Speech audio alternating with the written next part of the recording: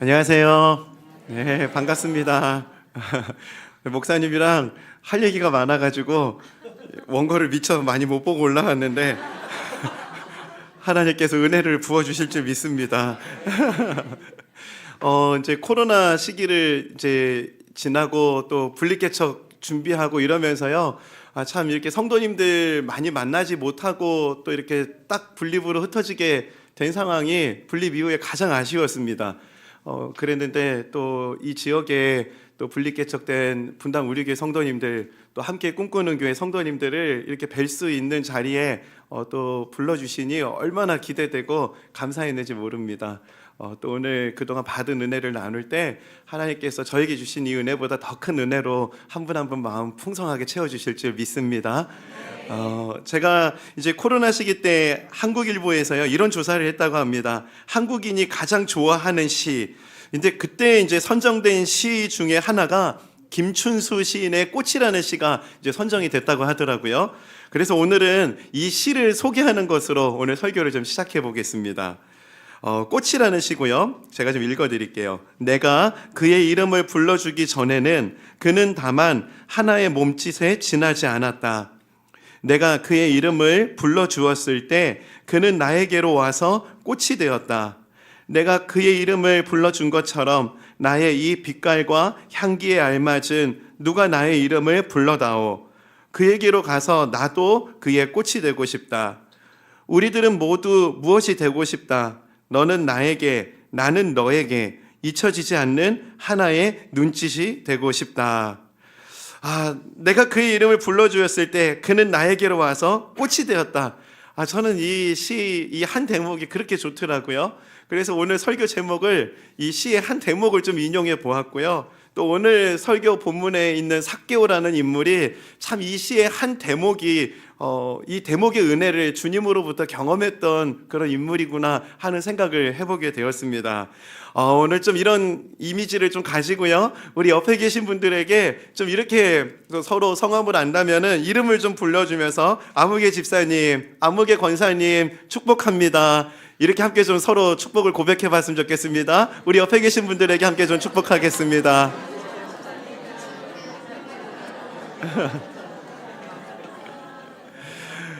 이 시간은 서로 이렇게 서로 축복한다. 사람이 축복을 빌어주는 시간이었고요. 또 사람이 누군가에게 이름을 불러주었을 때 그는 나에게 와서 꽃이 되었다. 사람과의 관계 안에서도 이런 일이 일어난다면은 하나님께서 우리의 이름을 불러주실 때 아무개야 축복한다. 그 주님으로부터 이 음성을 듣게 되었을 때 나는 주님으로 나아가서 주님께 가서 꽃이 되었다. 우리의 삶이 그런 시 한 편으로 변화되는 역사가 나타나게 될 줄 믿습니다. 오늘 이런 이미지를 가지고요. 오늘 누가복음 19장 말씀을 좀 함께 나눠보겠습니다. 오늘 본문 1절, 2절 말씀을 보면은 이제 삭개오라는 인물이 이제 등장하게 되는데요. 삭개오라는 인물에 대해서 오늘 이렇게 소개하고 있습니다. 1절, 2절입니다. 예수께서 여리고로 들어가 지나가시더라. 삭개오라 이름하는 자가 있으니 세리장이요 또한 부자라. 삭개오를 설명하는 두 단어가 등장하죠. 세리장 그리고 부자. 이게 삭개오를 지칭하는 호칭이었습니다. 그 당시에 세리장은요, 그 로마의 앞잡이 역할을 하는 그런 대표적인 그 민족의 배신자, 이렇게 상징하는 인물들이었습니다. 그래서 당시에 세리를 향해서 이런 문헌의 기록이 있더라고요. 면허증을 발급받은 강도. 그 정도로 면허증 발급받은 강도라고 불릴 정도로 그렇게 참 죄인 중에 죄인이었습니다. 그 당시의 죄인들을 향해서 성경의 기록들에서도 이런 호칭 기억나시는지 모르겠습니다. 세리와 창기 같은 자들, 이런 호칭이 죄인들을 지칭할 때 세리와 창기 같은 사람들이라고 이렇게 표현을 하거든요. 그런데 창기보다 더 앞서는 죄인이 바로 세리였습니다. 그만큼 세리는요, 죄인 중에 죄인, 그렇게 사람들이 죄인 취급했던 그 직분, 역할이 바로 세리였습니다. 그런데 오늘 삭개오는요, 그냥 단순한 세리도 아니고 그 세리들의 장이라는 거예요. 그러다 보니까 사람들이 얼마나 삭개오를 사람 취급하지 않았는지, 죄인 취급했는지 오늘 본문을 보면은 이게 기록됩니다. 사람들 누구도 삭개오의 이름을 부르지 않았어요. 오늘 보면 7절을 보면은 사람들이 그를 어떻게 불렀는지 기록합니다. 7절입니다. 뭇사람이 보고 수군거려 이르되 저가 죄인의 집에 유하러 들어갔도다 하더라. 예수님이 삭개오의 집에 들어가실 때 예수님이 삭개오의 집에 들어가셨다 이러는 게 아니고요, 이름도 안 불러요. 죄인의 집에 들어갔다. 그만큼 사람들로부터 죄인 취급받았던 인물, 사람들로부터 이름조차 불려지지 않았던 인물, 이런 인물이 삭개오였습니다. 그는 사람들이 볼 때 외형적으로는 부자였어요. 하지만 많은 사람들이 자신을 손가락질 한다는 것을 알고 있었을 겁니다. 엄청난 부를 가지고 있는 그런 사람이었지만 사람들로부터 냉대를 받을 수밖에 없는 불행한 인생, 이런 인생이 바로 삭개오였습니다.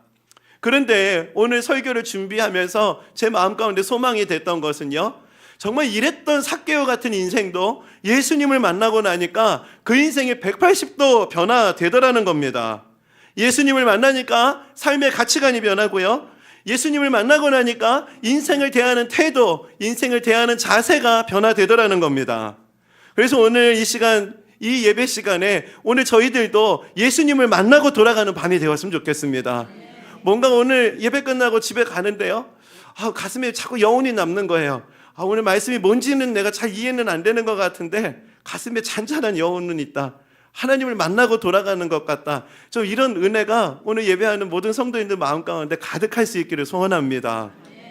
그래서 오늘은요, 예수님을 만난 이후에 삭개오가 어떤 변화를 겪게 되었는지를 좀 한번 살펴보도록 하겠습니다. 그 첫 번째 변화는요, 인생의 가치관이 변화되었다는 겁니다. 인생의 가치관이 바뀝니다. 이 삭개오라는 이름의 의미는요, 깨끗하다, 순수하다, 이런 뜻을 가지고 있습니다. 영어 성경을 보면은요, clean and pure 이렇게 쓰더라고요. 뭐 화장품 이름 같죠? 순수하다, 깨끗하다. 근데 그 유대인들에게 당시에 사람의 이름은요, 그 사람의 정체성을 표현하는 아주 상징적인 그것이 바로 그 사람의 이름이었다고 합니다. 그러니까 이 삭개오라는 이름 누가 지어줬을까요? 그 부모님이 지어줬겠죠. 그 부모님이 삭개오를 잉태하고 난 이후에 이런 기대를 가지고 이름을 지어줬던 거예요. 이 아이가 앞으로 자라면서 순수하게 또 깨끗하게 이렇게 자라기를 바라는 마음으로요, 삭개오라는 이름을 지어줬던 겁니다. 이름 속에는 그 누군가의 간절한 기대가 담겨 있습니다. 제 이름은 정환이거든요. 바를 정자에 빛날 환자입니다. 바르게 빛나기를 바라는 저희 부모님의 기대가 제 이름 속에 다 담겨 있어요. 이렇게 깨끗하게 순수하게 자라기를 또 그런 기대를 가지고 이 땅에 태어났던 삭개오. 하지만 그는 그 이름에 걸맞지 않는 삶을 살아갔습니다. 그는 성공할 수 있다면은 민족을 얼마든지 배신할 수 있는 사람이었어요.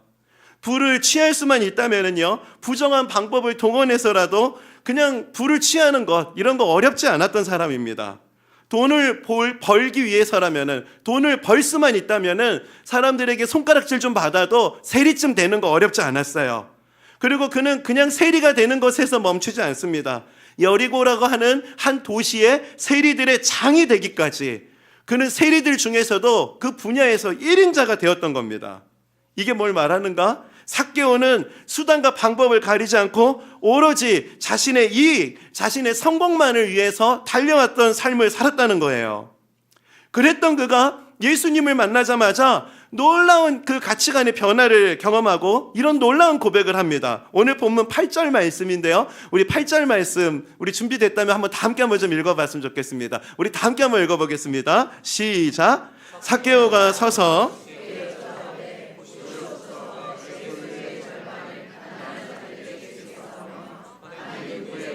속여 빼앗은 일이 있으면 내 갑절이나 갚겠나이다. 아니, 이 고백이 이전에 그렇게 자신의 이익을 위해서 살아왔던 사람이 할 수 있는 고백이라고 믿겨지세요? 근데 오늘 본문을 살펴보다 보면은요, 이 고백은 누군가의 지시로부터 나온 고백이 아니었다는 거예요. 예수님께서 절반이나 가난한 사람 나눠줘라, 그리고 누구에게 속여 빼앗은 재물이 있다면은 내 갑절이나 갚아라, 예수님이 이것을 명령한 기록이 단 한 구절도 등장하지 않습니다. 스스로 자원하는 마음으로 이 고백을 하고 있다는 거예요. 이게 뭘 말하는가? 그는 예수님을 만나자마자 이전에 살아왔던 모든 가치관의 변화를 겪었다는 것을 말하고 있는 겁니다.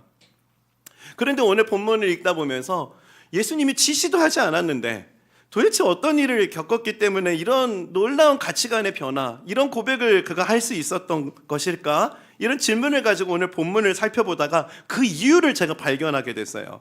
오늘 본문 19장 5절입니다. 예수께서 그곳에 이르사 쳐다보시고 이르시되 삭개오야 속히 내려오라. 오늘 본문을 찾아볼 때 삭개오의 이름을 불러주었던 사람은 예수님이 유일했어요.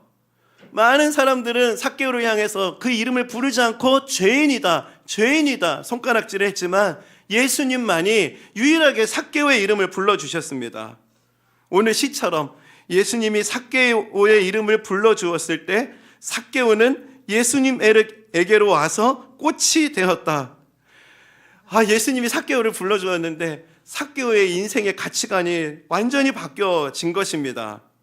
성경을 보면은 예수님을 만나서 예수님이 누군가의 이름을 불러주었을 때 그 사람의 모든 가치관이 변했던 인물이 한 명 더 있어요. 그 사람이 바로 사도 바울이에요. 그는 예수님을 믿는 사람이라고 하면 핍박했고요, 심지어는 예수 믿는 사람들 죽어 마땅하다 생각했습니다. 그랬던 그가 예수님께서 자신의 이름을 불러주었을 때 놀라운 가치관의 변화를 겪거든요. 사도행전 9장 4절 5절입니다. 땅에 엎드러져 들음에 소리가 있어 이르시되 사울아 사울아 내가 어찌하여 나를 박해하느냐 하시거늘 대답하되 주여 누구시니까 이르시되 나는 내가 박해하는 예수라. 사울아 사울아, 예수님께서 사울의 이름을 불러주었을 때 그 예수님을 만나고 난 이후에 그 사울의 그 인생의 가치관에 180도 변하는 그 변화가 일어나게 되더라는 겁니다. 그 변화의 대표적인 고백이 빌립보서 3장 7절 8절입니다. 그러나 무엇이든지 내게 유익하던 것을 내가 그리스도를 위하여 다 해로 여길 뿐더러 또한 모든 것을 해로 여김은 내 주 그리스도 예수를 아는 지식이 가장 고상하기 때문이라. 내가 그를 위하여 모든 것을 잃어버리고 배설물로 여김은 그리스도를 얻고, 모든 것을 해로 여기고 모든 것을 잃어버리고 배설물로 여기게 되었다. 이것을 고백하고 있어요. 예수님께서 가장 소중하기 때문에, 예수님이 내 인생의 가장 소중한 가치이시기 때문에 다른 모든 것은 중요하지 않게 되었다. 이처럼 그 사도 바울도 사울아 사울아 자신의 이름을 불러주신 예수님을 만났을 때 그 인생의 가치관이 180도 바뀌게 되는 변화를 겪게 되었던 것입니다. 오늘 이 시간이요, 오늘 우리의 이름을 부르시는, 우리에게 찾아오시는 그 예수님의 음성을 듣는 밤이 되기를 소망합니다. 저에게도요 이런 경험이 있었습니다. 제가 예수님을 처음 만났던 순간인데요, 저는 사춘기 시기를 지날 때 그 외적인 것에 상당히 컴플렉스가 심했습니다. 저는 어릴 적부터 아주 심각한 아토피를 앓았거든요. 그러다 보니까 목욕탕도 제대로 갈 수 없었고 누군가 저를 쳐다보는 거, 누군가 저를 보는 이것이 정말 싫었어요. 그래서 제가 이제 아토피가 너무 심하니까 저희 부모님께서는 그 나환자촌에 가서 그 용하다고 하는 약을 구하러 다닐 정도로 정말 피부가 좋지 않았습니다. 제가 학교 다닐 때를 돌아보면 학창 시절에 친구들이 제 이름을 불러주는 경우는 거의 없었어요. 보통 친구들이 철없는 때니까 그랬겠죠. 제 별명이 문둥이였습니다. 친구들이 저를 문둥아 문둥아 막 이렇게 불렀어요. 문둥아 숙제했냐? 그러면은 저도 그냥 이렇게 답했어요. 문둥아 밥 먹었니? 그러면은 이랬습니다. 저기서 누가 문둥아 부르면은 그냥 답하는 게 저였어요. 그게 뭘 말하는가? 제 마음 깊은 잠재의식 속에 제 정체성 안에는 문둥이라는 이 별명이 제 정체성이 되어버리는 그런 상황을 사춘기 시기에 겪었던 겁니다. 아무렇지 않은 척했지만 친구들 앞에서 그렇게 불림을 받는 게 너무 힘들었고요, 학교 가는 게 너무 고통스러웠어요. 어느 날은 친구들이 자꾸 문둥이라고 부르는 게 싫어가지고요, 체육 수업 있는 날은 저에게 있어서는 너무 고통스러운 날이었습니다. 그 뜨거운 여름이면은 그 교복 속에 체육복을 껴입고 갔어요. 긴 바지, 긴 팔 체육복을 입고 갔습니다. 누가 제 피부를 볼까봐. 체육 시간에 교복에서 체육복으로 갈아입는 시간에 제 피부를 보고 친구들이 저를 놀릴까봐 정말 그게 너무 고통스러우니까 차라리 교복 안에 체육복을 껴입고 갖는 더위를 참는 게 낫지, 친구들에게 문둥이라고 놀림받는 거는 너무나 저에게는 큰 고통이었습니다. 그래서 그렇게 체육 시간이 있는 날이면은 항상 교복 속에 그 체육복을 껴입고 학교를 다니고 그랬어요. 그러던 어느 날이었습니다. 저희 때는 그 방학 시즌이 되면은 자율학습을 했거든요. 그래서 아침 일찍 가서 야간 자율학습까지 이제 방학에도 학교 가서 수업이 아니라 공부를 해야 됐었는데요. 어느 날 우리 학교 담임 선생님이 복음을 전해 주셨어요. 너네 오늘 교회 수련회 갈래? 아니면은 자율학습 여기서 할래? 그래서 수련회 가면은 자율학습을 인정해 줄 건데 어떻게 할래? 근데 교회 가면은 예쁜 여학생들도 있고 그렇다. 그래가지고 저희 반 단체로 그냥 교복 입고 이제 수련회를 가게 된 거였거든요. 그때는 그런 식으로 수련회 가는 게 자율학습으로 인정도 해주고 그랬습니다. 근데 그렇게 제가 수련회를 간 날이었는데요. 그날 저를 만나주신, 제 이름을 불러주신 예수님을 만난 거예요. 30년이 지난 시간인데도요, 그때를 떠올리면은 아직도 가슴이 뭉클합니다. 그때 수련회 때 선포된 말씀은 이사야 43장 1절 말씀이었거든요. 야곱아, 너를 창조하신 여호와께서 지금 말씀하시느니라. 이스라엘아, 너를 지으신 이가 말씀하시느니라. 너는 두려워하지 말라. 내가 너를 구속하였고 내가 너를 지명하여 불렀나니 너는 내 것이라. 그날 신비가 임했어요.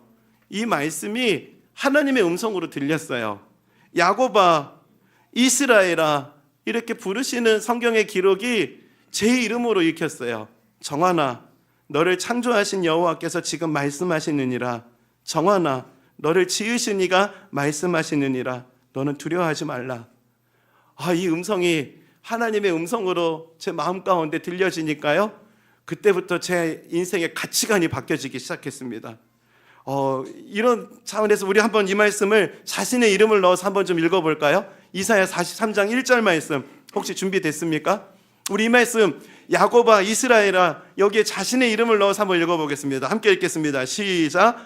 정환아, 너를 창조하신 여호와께서 지금 말씀하시느니라. 정환아, 너를 지으신 이가 말씀하시느니라. 너는 두려워하지 말라. 내가 너를 구속하였고 내가 너를 지명하여 불렀나니 너는 내 것이라.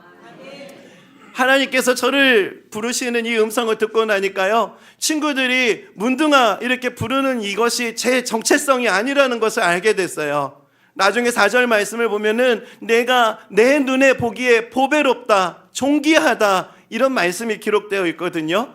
하나님 시선으로 바라볼 때 나는 존귀한 사람이구나, 내가 너를 사랑하였은즉, 이 말씀이 믿어졌어요. 친구들은 내 겉모습만 보고 문둥이라고 놀리는데 하나님은 나를 존귀하게 바라보시는구나, 그러면서 또 하나의 가치관이 제게 장착이 됐습니다. 친구들이 평가하고 친구들이 바라보는 가치관만이 저에게 있었던 것이 아니라 하나님이 나를 어떻게 바라보시는가, 하나님이 나를 어떻게 생각하시는가, 이 하나님의 관점이 제 머릿속에 제 아주 세계관 깊이 그게 장착이 돼버린 거예요. 그러다 보니까요, 친구들이 저를 문둥이라고 부르는 이게 저에게 이제 그다음부터는 상처가 되지 않더라고요. 학교 갔는데요, 친구들이 여전히 문둥아 부르는 거예요. 그래서 제가 그랬어요. 나 문둥이 아니야. 그랬더니 친구들이 막 놀라는 거예요. 얘 맨날 내가 문둥아 그러면 답했는데 아니라 너 문둥이야 그러는 거예요. 그래서 용기를 냈죠. 아니거든, 이건 아토피거든. 이제 그러면서 이제 친구들이 조금씩 저를 놀리는 게 줄어들었어요. 뭐 예수님 만나고 막 용기가 생기고 그런 건 아니었습니다. 나 문둥이 아니거든, 이렇게 한마디 할 수 있을 만한 이유를 제가 발견했던 거예요. 그 이유가 하나님 보시기에 제가 존귀하다는 거, 하나님 보시기에 정말 제가 사랑받고 있는 한 인생이라는 거, 제가 이것을 깨닫고 경험하고 나니까요, 제 인생의 가치관이 변화가 되었습니다. 예수를 믿는다는 것에 가장 큰 혜택이 있다면은요, 가치관의 변화라고 저는 믿습니다. 저는 이런 점에서 오늘날 한국교회 전도를 돌아보면은 저는 좀 잘못하고 있다고 생각해요. 전도하면 대부분이 예수 믿으면 복 받습니다, 이 이야기가 전부예요. 예수 믿으면 부자 됩니다. 예수 믿으면 건강합니다. 뭐 다 이런 식입니다. 저는 이 말이 다 엉터리라고 생각하지 않습니다. 이거는 그런데 절반의 진리예요. 여러분, 예수 믿는다고 부자 되지 않습니다. 저를 보세요, 저를. 예수 믿는다고 뭐 그런 줄 알고 뭐 교회 다녔다면은 여러분 그래도 열심히 교회를 다녀보십시오. 그 이상의 그 가치관의 변화가 있습니다. 예수 믿어서 건강해집니다? 아니에요. 저 아직도 아토피 안 나섰습니다. 지난주에도 피부과 다녀왔어요. 예수 믿으면은요, 공부 못하는 자녀들이 찍는 것마다 다 맞고 서울대 가는 일, 그런 게 예수 믿어서 복 받는 것이 아닙니다. 기독교의 복이라고 하는 게 너무나 많이 왜곡되어 있어요. 눈에 보이는 성공, 눈에 보이는 부, 이런 것을 하나님이 주신 복이라고, 그렇게 모든 것이 주님의 복이 이런 것이다 라고 말하는 것이 기독교가 아니에요. 예수님을 믿게 되면은 이전에 추구하며 살았던 것과 다른 가치관의 변화를 경험하게 됩니다. 이것이 복이라고 고백할 수 있는 것, 이게 바로 기독교라는 겁니다. 학벌 컴플렉스, 아파트 평수에 따라서 세워졌다가 무너졌다가 하는 자존감, 사람들의 시선, 사람들의 평가에 의해서 세워졌다 무너졌다 하는 자존감, 이렇게 내 마음을 들었다 놓았다 하는 것들이 예수님을 만난 이후부터는 이것들이 아무것도 아니었구나, 이런 평가들이 아무것도 아니었구나, 이걸 깨닫는 것이 하나님으로부터 받는 복이라는 것입니다. 저는 이런 새로운 가치관, 이런 새로운 가치관이 이 땅을 살아가는 저희들에게 놀라운 능력이 있다고 저는 믿습니다. 여러분, 그렇다고 뭐 아파트 평수가 넓고 이런 게 다 부질없다, 뭐 이런 식으로 제가 말씀드리고 싶은 거 아니에요. 여러분, 이거 정말 대단한 것들입니다. 제가 분당 우리교회 시절에요, 제가 한 가정을 신방 갔는데요, 그 가정은 아무튼 제가 제일 넓은 평수는 100평이거든요. 아무튼 제가 간 집 중에서 제일 컸어요. 집 안에 아주 큰 소나무가 솟아 있고요.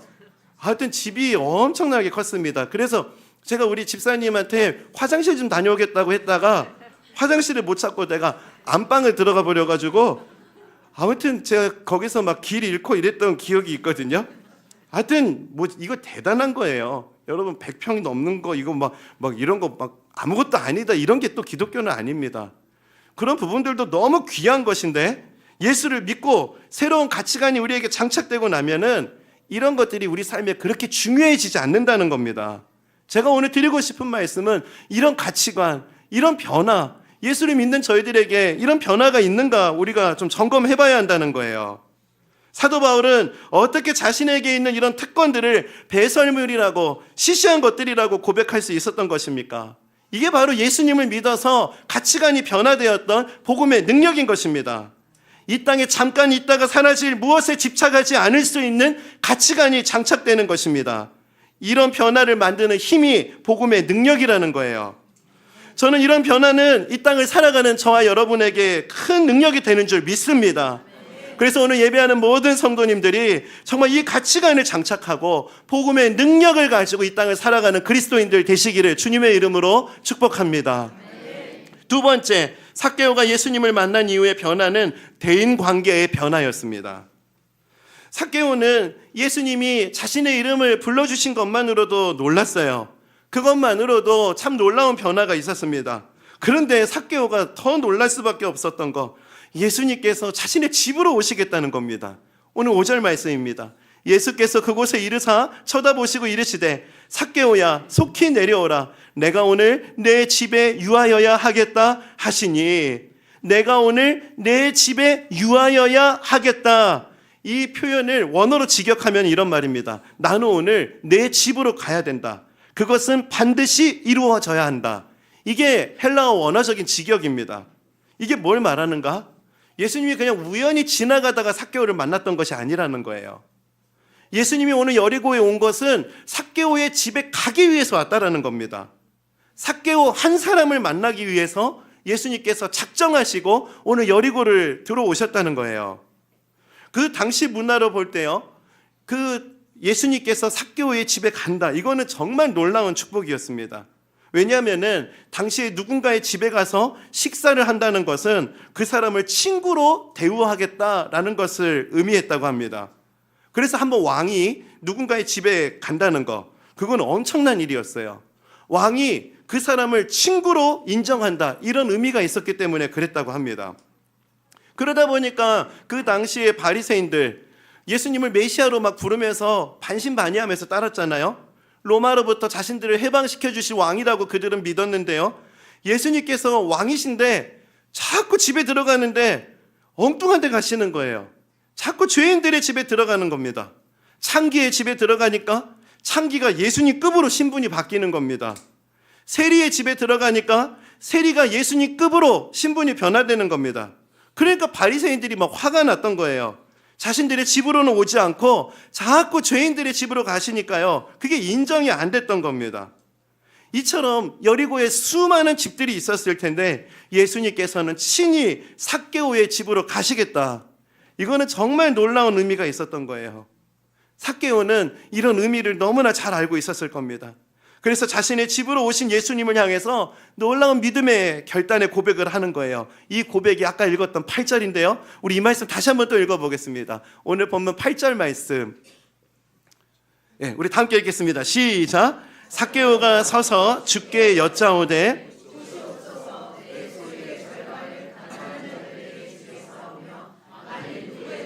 속여 빼앗은 일이 있으면 내 갑절이나 갚겠나이다. 이런 은혜를 깨닫고 이런 놀라운 고백을 했다는 거예요. 오늘 말씀을 또 묵상하면서 삭개오가 정말 이 가난한 자들, 또 속여 빼앗은 자들에게 왜 하필 이런 표현을 했을까, 이것을 고민하면서 본문을 살펴보다가 제가 또 하나의 은혜를 발견하게 됐습니다. 성경을 해석하다 보면은요, 그 절과 절 사이에 그 행간을 좀 이렇게 상상을 해야 되면서 또 깨달아야 될 때가 있거든요. 오늘 삭개오가 그 돌 무화과 나무에서 예수님을 만나죠. 그리고 삭개오의 집으로 가는 그 과정이 오늘 본문에는 생략이 되어 있습니다. 근데 그 과정에서 어떤 분위기였을지를 7절에서 얘기하고 있어요. 7절 말씀. 무사람이 보고 수군결에 이르되 저가 죄인의 집에 유하러 들어갔도다 하더라. 예수님을 자신의 집으로 안내할 때 사람들이 자꾸 수군거렸어요. 손가락질했어요. 저 죄인의 집으로 간다. 이런 사람들의 수군거림, 비웃음, 손가락질, 이거는 삭개오에게 있어서 늘 익숙한 풍경이었을 겁니다. 그런데 예수님과 함께 그 길을 걸어가는 과정에서 낯선 풍경이 눈에 들어오는 거예요. 그 당시의 문화의 그 문헌을 살펴보면은 당시 길거리에는 가난한 사람, 거지들, 이런 병든 사람들이 정말 많이 나와 있었다고 합니다. 예전에 삭개오의 눈에는 보이지 않았던 그 사람들이 눈에 보였던 거예요. 어떻게든 자신을 비난하는 사람들로부터 자신을 지켜야 되는 거, 그러기 위해서 악착같이 돈을 모으면서 살았던 삶이었는데, 그런데 예수님과 함께 가다 보니까 예수님은 다르신 거예요. 예수님은 가난한 자들을 그냥 지나치지 않더라는 겁니다. 병든 자들을 그냥 지나치지 않으셨어요. 소외된 자들을 그냥 외면하지 않으셨습니다. 예수님과 함께 걸어가다 보니까 삭개오가 그런 모습들을 보게 되는 거예요. 연약한 자들을 치료해 주시고 사랑으로 한 사람 한 사람을 대하시는 예수님의 모습을 보게 된 거예요. 저는 이 대목에서 예수님과 함께 걷다 보면, 길을 걷다 보면은 전에 보이던 것이 안 보이게 되고 전에 안 보이던 것이 보이게 되는 은혜를 경험하는구나, 이런 생각을 해보게 된 것입니다. 예수와 함께 동행하는 삶을 살아갈 때에는 이전에 보였던 것이 안 보여지는 변화가 일어나게 되고, 예수님과 함께 그 길을 걷다 보면은 전에 안 보이던 것이 눈에 들어오는 변화가 생기더라. 오늘 예배하는 저와 여러분에게 이런 변화가 나타나기를 바랍니다. 그 과정 중에 죄인 중에 죄인이라고 취급받았던 나 같은 인생도 이렇게 사랑으로 대하시는데, 예수님께서 정말 옆에 있는 저 연약한 자들도 예수님께서 사랑으로 돌보시는구나, 그런 예수님의 모습을 바라보면서 눈이 떠진 거예요. 그래서 오늘 8절 말씀에서 삭개오가 서서 주께 여짜오되 주여 보시옵소서, 내 소유의 절반을 가난한 자들에게 주겠사오며. 전에 눈에 들어오지 않았던 연약한 자들이 눈에 들어왔던 것입니다. 그래서 오늘 이 시간 예수님을 만난 삭개오처럼 정말 이런 대인관계, 대인관계의 관점의 대전환, 이런 대전환이 우리 가운데 있게 되기를 바랍니다. 내 가족들, 이웃들을 바라볼 때 예수님의 시선으로 바라볼 수 있는 눈이 떠지는 역사, 오늘 이 시간이 그런 역사를 경험하는 시간 되시기를 주님의 이름으로 축복합니다. 이런 변화를, 이런 은혜를 경험하면은 대인관계가 달라지게 되는 것입니다. 마지막으로 세 번째는요, 원래의 정체성으로 변화되었다는 겁니다. 오늘 좀 말이 좀 이상하죠? 그냥 정체성이 변화됐다 해도 말이 되는데요, 좀 부자연스러운 표현이 들어갔어요. 원래의 정체성. 제가 왜 이렇게 표현을 하게 됐는지 그 이유는 제가 좀 설명을 드리겠습니다. 오늘 9절 10절 말씀이거든요. 예수께서 이르시되 오늘 구원이 이 집에 이르렀으니 이 사람도 아브라함의 자손이미로다. 인자가 온 것은 잃어버린 자를 찾아 구원하려 함이니라. 오늘 이 집이 구원에 이르렀다. 그리고 이어서 이런 표현을 하죠. 이 사람도 아브라함의 자손이다. 이렇게 말하고 있습니다. 당시에 이거는 관용적인 표현이었거든요. 이 사람은 하나님의 자녀다라고 이렇게 선포한 표현이었어요. 그런데 제가 오늘 이 설교를 준비하면서 헬러 그 원전을 이렇게 살펴보다가 제가 오늘 우리 한국말 번역에는 빠져있는 한 단어를 발견했습니다. 그 한 단어는 카도티라는 단어인데요, 이 카도티는 성경에서 유일하게 누가복음에서만 2번 사용됩니다. 누가복음 1장에서 그리고 오늘 본문에서 사용되는데요, 이 카도티의 뜻은 왜냐하면 뭐뭐 때문에라는 뜻이에요. 그래서 이 카도티라는 단어를 넣어서 8절 말씀을 해석하니까요, 전혀 다른 해석이 등장해요. 오늘 구원이 이 집에 이르렀다. 카도티. 왜냐하면 이 사람이 아브라함의 자손이기 때문이다. 여러분, 이게 저는 너무 전율이 잃었습니다. 너무 큰 감동이 있었어요. 왜냐? 이 사람이 구원이 임했는데 그 이유가 뭐냐? 왜냐하면 이 사람 원래 하나님의 자녀였다는 거예요. 이 사람이 구원을 받은 거, 이 가정이 새로워질 수 있었던 거, 삭개오라는 사람은 원래 하나님 자녀이기 때문이다. 예수님께서 이렇게 말씀하셨다는 겁니다. 삭개오의 행위 때문에 그의 삶이 거룩해졌기 때문에 그의 가정이 구원을 받은 것이 아니라 원래부터 삭개오는 하나님의 자녀였기 때문이라는 거. 이 대목을 보면서 너무 감동이었어요. 사람들이 손가락질하는 인생이라 할지라도, 죄인 중에 죄인이라고 불린다고 할지라도 회복할 가능성이 없을 만큼 하나님과 멀어진 삶을 살아가고 있을지라도 너는 원래 하나님의 형상, 너는 원래 하나님의 자녀였어. 그래서 내가 잃어버린 내 자녀를 찾기 위해서 오늘 여리고에 온 것이야. 오늘 예수님의 이 고백이 너무나 저에게는 큰 감동이었습니다. 성경을 보면 사도 요한도 이런 고백을 하죠. 우리가 사랑함은 그가 먼저 우리를 사랑하셨습니다. 삭개오를 찾아서 그를 하나님의 자녀로 만든 것이 아니었어요. 그는 원래 하나님 자녀였는데 잃어버린 자녀, 그 자녀 삭개오를 되찾기 위해서 예수님께서 여리고에 오셨다는 겁니다. 여러분, 구조대원들이 구조해놓고 이 사람 사람이네? 이렇게 고백하는 거 아니죠. 구원을 받았기 때문에 사람이 되는 것이 아니라 사람이기 때문에 목숨을 걸고 구조할 만큼 존귀한 존재인 것입니다. 왜 하나님이 이 땅에 오셨는가? 하나님이 세상을 이처럼 사랑하사 독생자를 주셨으니 이는 그를 믿는 자마다 멸망하지 않고 영생을 얻게 하려 하심이라. 우리가 아무리 하나님과 멀어져 지낼지라도, 아무리 세상이 좋아서 하나님과 떨어져 있을지라도 우리는 하나님의 자녀입니다. 우리는 원래 하나님의 자녀예요. 그 자녀를 구원하기 위해서 예수님을 보내셨다는 거예요. 우리가 무엇을 해서 하나님의 백성이 되는 것이 아니라 우리는 원래 하나님의 자녀였던 것입니다. 우리를 원래 하나님의 자녀로 여겨주시는 이 복음의 은혜, 이 하나님의 사랑, 오늘 저와 여러분이 이 사랑에 감격할 수 있는 은혜를 깨닫는 시간 되기를 간절히 소망합니다. 말씀을 정리하겠습니다. 오늘 설교를 준비하면서 이제 분립 개척된 교회에 와서 설교를 하게 된다니까요. 자꾸 이제 분당 우리 교회 때 일반 성도 파송이 이제 본격적으로 시작됐던 그때가 참 많이 떠올랐습니다. 특히 이제 분당 우리 교회 안에서 이제 사역했던 분당 우리 교회 출신의 15명의 예비 담임 목사의 명단에 이름을 부를 때가 문득 떠올랐어요. 아까 이제 탕 목사님이랑도 교제하면서 이야기를 나눴는데 그 당시 저는 그 분립 개척의 예비 담임 목사가 될 것이라고 상상도 못했습니다. 왜냐하면 저희 아내는 사모님으로서 사역훈련하고 있었어요. 그 말은 뭐냐? 내년도 사모 순장이 될 준비를 하고 있는 거였거든요. 그리고 또 분립 개척이 된 이후에 그 여러 가지 이제 상황을 가정하고 TF를 운영하고 있었는데 곳곳에 제가 다 들어가서 그것을 준비하고 있었어요. 그리고 종종 그 이창수 목사님께서 이제 1만 성도 파송 다 하고 나면은 또 가평 우리 마을이 준공이 되면은 누렁이 한 마리 끌고 다니면서 그곳에 오는 사람들 만나서 이야기 들어드리고 위로하는 삶을 살고 싶다 이런 얘기 나누셨거든요. 근데 그럴 때마다 옆에 있는 친한 목사님들이 저를 콕콕 찌르면서 그러셨어요. 조 목사가 그 누렁이야. 막 이러셨거든요. 그러니까 이제 그 당시 같이 사역했던 우리 교육자들도 그렇고 뭐 저도 그렇고 뭐 1만 성도에서 제가 뭐 나갈 뭐 이런 군번도 아니고 이런 것들은 상상도 못했습니다. 그런데 이제 화요 교육자 회의 시간에 목사님께서 이제 처음으로 발표한다고 하면서 가나다 순으로 호명하겠다 이러시는데요.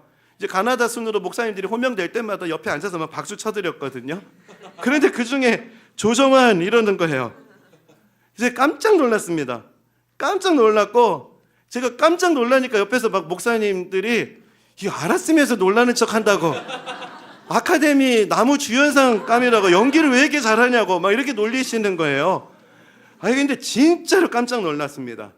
하나님께서 나를 1만 성도 파송 운동 이 분립 개척의 목사로 부르셨다. 이것을 직면하는 시간이었어요. 하나님께서 나를 분립 개척에 부르신 것이다. 그냥 행정적으로 그냥 1만 성도 파송이 이루어진 것이 아니라 하나님께서 한 사람 한 사람을 분립 개척될 곳으로 부르시길 원하셨는데 그때 하나님께서 호명하신 이름 그냥 가나다 순으로 지나갈 때 조정환 그렇게 지나갔던 그 이름이 하나님이 내 이름을 불러주신 순간이었구나. 사실은 이것을 붙잡아야지만 제가 평촌드림교회에서 집중해서 사역을 할 수 있었어요.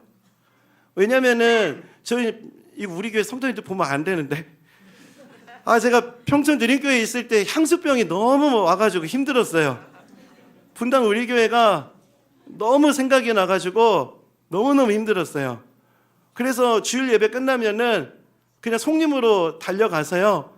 송림 운동장에 차 세워놓고 앉아서 혼자 기도하다가 이제 집에 가고 그런 일이 거의 뭐 한 달에 한두 번은 매주 그랬던 것 같습니다. 그리고 또 어느 날은 분당 우리 교회 송림 지나가는데요. 그날은 송림에서 순장반을 했나 봐요. 막 창문 내리고 막 집사님 막 소리 지르고 싶었거든요. 근데 주책이다 그럴까봐 그러지도 못하고 그냥 그 자리를 지나가는데 그냥 그 시간이 참 너무너무 저에게 있어서는 이걸 극복하는 과정이 정말 힘들었습니다. 아침에 일부 예배를 드리면 틀어놓고 그냥 혼자 울고 그랬어요. 지금 이제 곧 있으면 우리 교회 일부 예배 시작해야 되는데요. 이게 제정신이 아닌 거예요. 그래서 막 거기서 찬양 인도하는 전도사님 보면은 나 저기서 원래 내가 저기 있었는데 그리고 또 목사님 안색을 살피면서 1만 성도 파송 이후에 목사님 애쓰시는 모습을 보면 괜히 죄송스럽고 그러면서요 너무너무 이 향수병을 극복하는 과정이 정말 저에게 있어서는 쉽지가 않았어요. 때로는 성도님들에게 이 감정을 이거를 감출 수가 없어가지고 정말 이것 때문에 너무 힘들다 그랬더니 한 성도님께서는 저에게 목사님 자꾸 그러시면 우리들 불안해요. 우리는 목사님 보고 여기 와 있는데 목사님 마음이 저기 있으면 저희들 불안해요. 이렇게 저한테 사정하시는 성도님들도 계셨습니다. 그랬는데 그때마다 이 향수병을 치료할 수 있었던 또 그리고 제가 섬기는 이 교회의 마음을 쏟고 목숨을 걸고 성도님들을 위해서 온 힘을 다할 수 있었던 그 원동력은요. 가나다 순으로 1만 성도 파송 이름을 호명했을 때 조정환 이렇게 부르셨던 이것이 하나님의 부르심이었구나.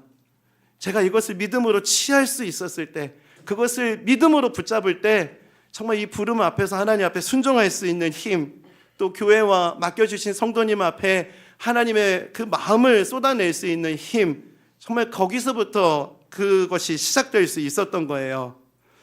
이런 차원에서 오늘 예배하는 성도님들에게도 이런 은혜가 있기를 바랍니다.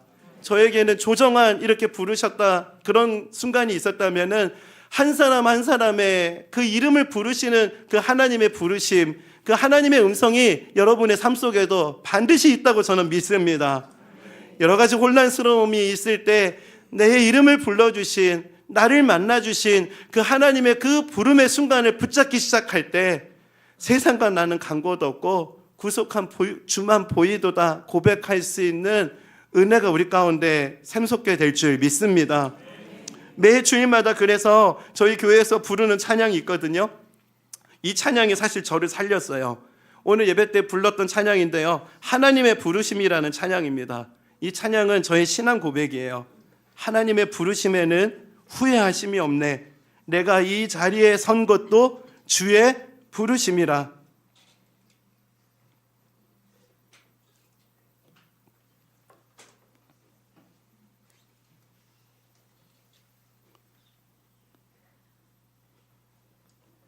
이게 친척집 온 것 같아가지고 제가 갑자기 감정이 이 향수병에 다시 도진 것 같습니다. 큰일 났네 이거. 작은 나를 부르신 뜻을 나는 알 수 없지만 오직 감사와 순종으로 주의 길을 가리라. 때론 내가 연약해져도 주님 날 도우시니 주의 놀라운 그 계획을 나는 믿으며 살리. 날 부르신 뜻 내 생각보다 크고 날 향한 계획 나의 지혜로 측량 못하나 가장 좋은 길로, 가장 완전한 길로 오늘도 날 이끄신 믿네. 여러분, 이 은혜를 고백하는 출발이 어디에 있다고요? 하나님의 부르심.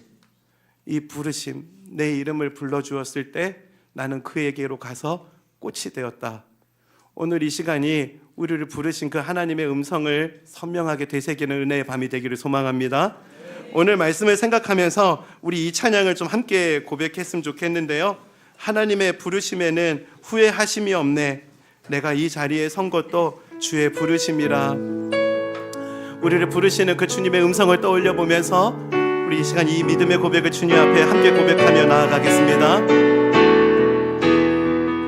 하나님의 부르심에는, 하나님의 부르심에는 후회하심이 없네. 내가 이 자리에 선 것도 주의 부르심이라.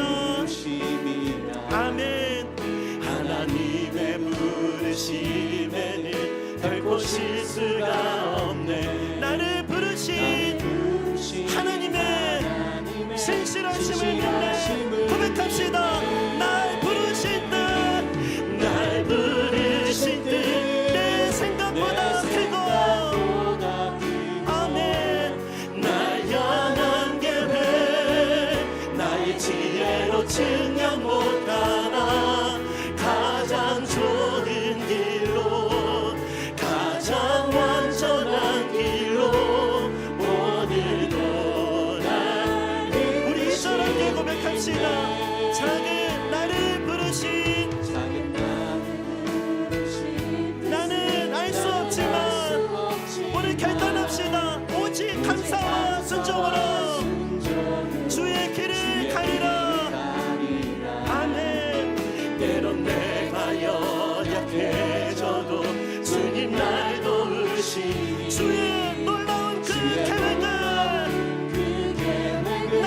나는 믿으며 살리. 날 부르신 뜻, 날 부르신 뜻 내 생각보다 크고, 날 향한 계획 나의 지혜로 측량 못하나 가장 좋은 길로, 가장 완전한 길로 우리를 부르신 하나님, 주님 감사합니다. 우리 다시 한 번 더. 날 부르신 뜻, 날 부르신 뜻 내 생각보다 날 향한 계획 나의 지혜로 측량 못하나 가장 좋은 길로, 가장 완전한 길로 우리 삶을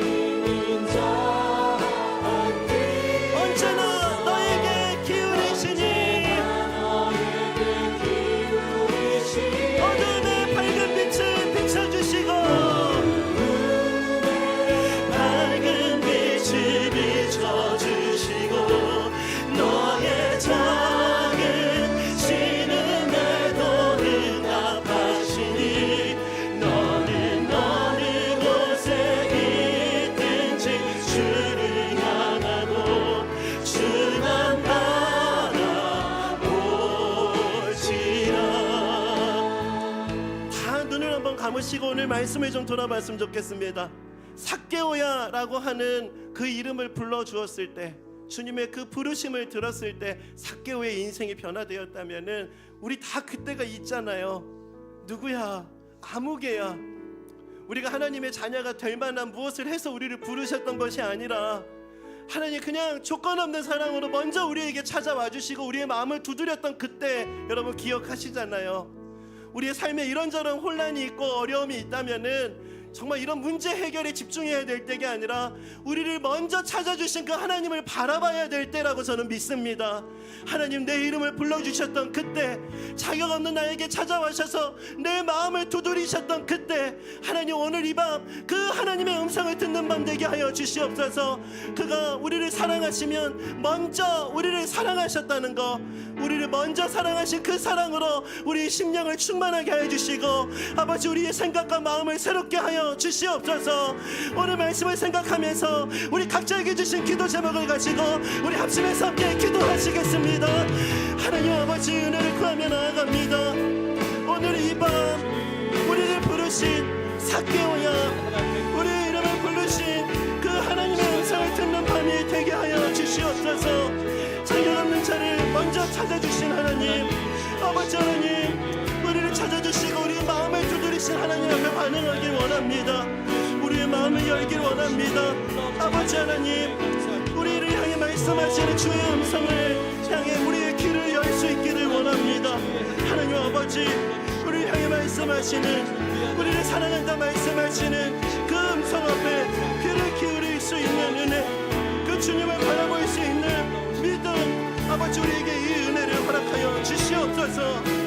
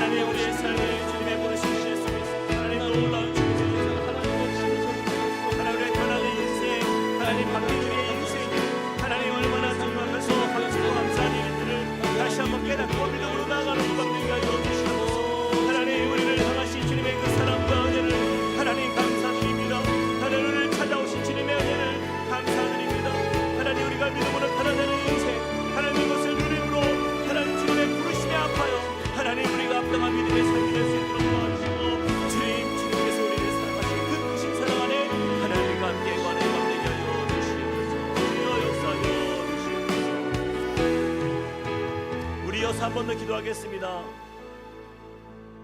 우리 인생의 세 가지 변화를 오늘 말씀을 통하여서 우리가 들었는데요, 인생의 가치관이 바뀌고 우리 대인관계가 변화되었고, 또한 우리가 원래 정체성으로 변화된 우리의 인생, 이것은 우연히 이루어진 일이 아니라 우리 예수 그리스도께서 그의 인생 안에 들어오셨고 그의 가정 안에 들어오심으로 그를 이제는 죄인이 아니라 친구로 부르신 주님의 은혜인 것입니다.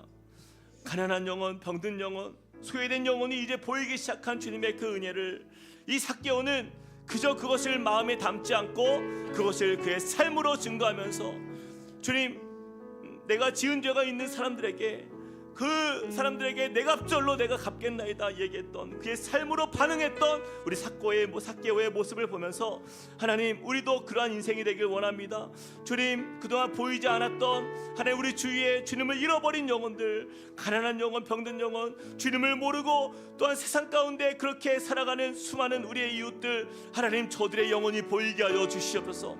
저들의 영혼이 우리의 마음 가운데 들어오게 하여 주시옵소서. 하나님, 그래서 그들에게 우리도 또한 예수 그리스도의 사랑으로 다가가 정말 삭개오의 이 변화된 역사가 그들의 인생에도 변화될 수 있도록 하나님 우리를 사용하여 주시고 저들을 하나님 만나 주시옵소서. 우리가 다시 한번 그 복음이 필요한 영혼들, 주님의 사랑이 필요한 영혼들, 삭개오와 같은 영혼들을 기억하면서 우리 같이 한번 그들을 위하여 기도하며 나가시겠습니다. 사랑의 하나님, 주님을 의지합니다. 하나님, 오늘 이 밤에 우리가 함께 아버지의 말씀을 통하여서 변화된 이 인생이 얼마나 값지고 귀한 인생인지요. 하나님, 우리 주변에 하나님 그러한 주님의 은혜가 필요한 이웃들이 너무나 많습니다. 우리의 가정과 하나님 우리의 자녀들과 우리의 이웃들과 또 우리의 친척들, 하나님 우리가 만나는 모든 이들 가운데에 하나님 주님을 모르고 살아가는 하나님 주님 없이 살아가는 그러한 인생들 하나님 저들에게 주님이 찾아와 주시고 하나님 저들을 만나 주시옵소서. 하나님의 은혜로 새롭게 하여 주시옵소서. 회복시켜 주시옵소서. 주님의 나라가 임하게 하여 주시고 하나님 저들의 인생에 하나님 놀라운 삶의 이 아름다운 변화를 경험할 수 있도록 주님 도와주시옵소서. 하나님 놀라운 주님의 은혜가 하나님 저들의 인생에 임하길 원합니다.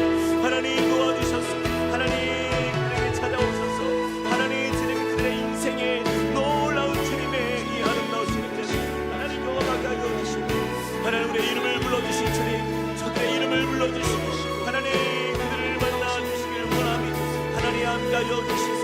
하나님의 사랑 안에 구하며 나가는 하나님 주님의 성령으로 주여 인도하여 주시옵소서. 하나님의 자녀 삼아주시고 하나님 주님의 나라를 꿈꾸며 나아가는 인생으로 하나님 바꾸어 주시옵소서. 주님 그런 놀라운 주님의 크신 은혜로 하나님 너무처럼 채워주실 주님을 보기를 원합니다.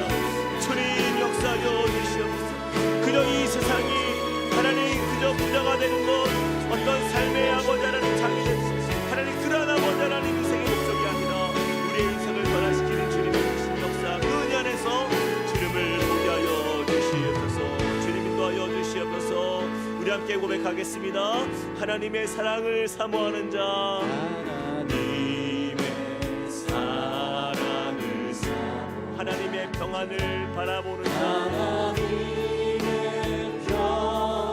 너의 모든 것 창조하신 우리 주님이 너를 얼마나 사랑하시는지 하나님께 찬양과 경배하는 자 하나님의 그 선하심을 닮아가는 이것이 바로 주님을 만난 우리의 고백입니다. 너의 모든 것 창조하신 우리를 사랑하시는 그 주님께서 우리의 이름을 부르시며 우리에게 다가오심을 믿고 나아갑니다. 하나님 사랑의 눈으로 하나님 사랑의 눈으로 너를 어느 때나 바라보시 하나님 인자 귀로서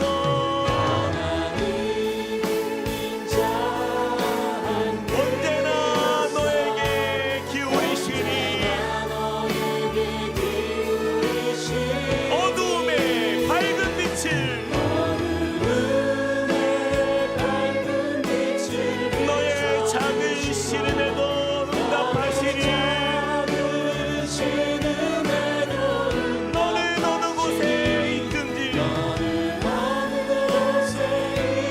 주를 향하고 주만 바라볼지라 하나님 사랑의 눈으로 하나님 사랑의 눈으로 너를 어느 때나 바라보시고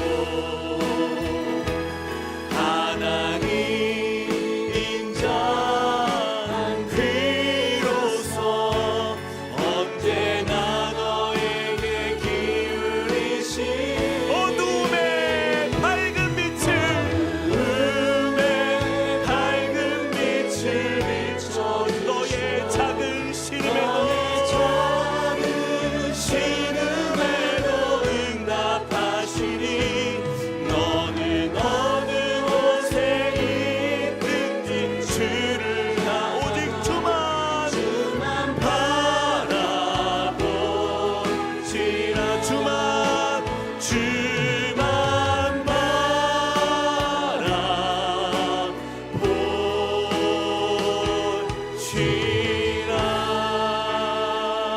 바라보시라. 우리 시간의 마지막으로 한 번 더 기도합시다. 이제 우리 새생명 축제가 2주 앞으로 다가왔습니다. 저는 오늘 말씀을 들으면서 정말 하나님께서 우리의 이름을 불러주신 것처럼 정말 주님께서 우리 앞에 놓인 이 성도들 예비 성도들의 그 이름들 정말 우리의 태신자로 품고 기도하였던 우리 그 성함이 우리의 눈앞에 있지 않습니까? 정말 저들의 이름을 주님 불러주십시오.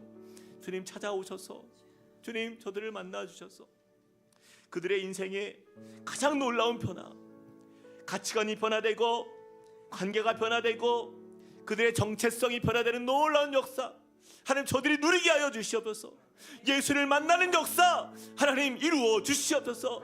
하나님 주님이 오셔서 하나님 그들의 영혼에 하나님 빛을 비추어 주시고 하나님 저들에게 그동안 보이지 않았던 하나님의 놀라운 은혜가 발견되는 하나님 그러한 역사를 이루어 주시옵소서. 우리 같이 한번 저들의 이름을 불러가면서 우리 같이 한번 기도하며 나가시겠습니다. 사랑과 은혜 하나님, 하나님 우리가 함께 이 시간 또한 우리가 품고 있는 대신자들을 위해서 기도합니다. 하나님 정말 주님의 은혜가 필요한 영혼들입니다. 하나님의 사랑이 필요한 영혼들입니다. 주님을 만나는 역사 나타나게 하여 주시서 하나님의 꿈이 하나님의 사랑이 하나님 저들의 삶에 임하게 하여 주시옵소서. 하나님 저들의 삶의 가치관이 변화되는 역사 나타나게 하여 주시옵소서.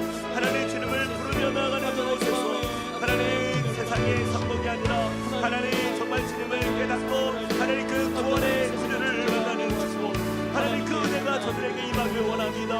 하나님 그래서 하나님 저들의 그동안 눈이 떠지는 역사 나타나게 하여 주셔서 하나님 보이던 것이 보이지 않게 하여 주시고 또한 안 보이던 것이 눈에 들어올 수 있는 은혜 허락하여 주시옵소서. 하나님 그리하여서 하나님 이 사람도 아브라함의 자손이 되었더라. 하나님 그 놀라운 하나님의 은혜의 역사가 하나님 그 고백이 저들에게 들려지게 하여 주시고 하나님 그리하여서 하나님의 자녀이 하나님 그 기쁨을 누리며 하나님 주님께 나아가는 역사 나타나게 하여 주시옵소서. 너희가 나를 택한 것이 아니오 내가 너희를 택하여 세웠나니 이는 너희로 가서 열매를 맺게 하고 너희 열매가 항상 있게 하여 아버지께 구하는 것을 받게 하라며 말씀하신 주님의 음성처럼 하나님 저들의 인생에 주님의 그 은혜를 경험하며 주님께 나아가는 역사 나타날 수 있도록 주여 인도하여 주시옵소서.